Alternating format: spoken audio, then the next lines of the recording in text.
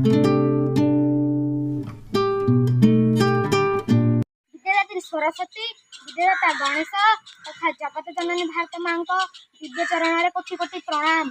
मु प्रणाम करुच्ची मंच को, मु प्रणाम करुच्ची सभापति को, प्रणाम करुच्ची गुरुजन मान को, संगे संगे प्रणाम करुच्ची पवित्र माटी को। कहीं माटी हूँ माँ, ए माटी अच्छी ममता, ए माटी अच्छी क्षमता, ए माटी सृष्टि करे समता।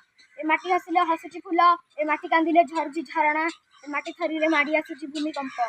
ए माटी संघतिर माटी, ए माटी एकतार माटी, ए माटी कोटि संभावनार माटी।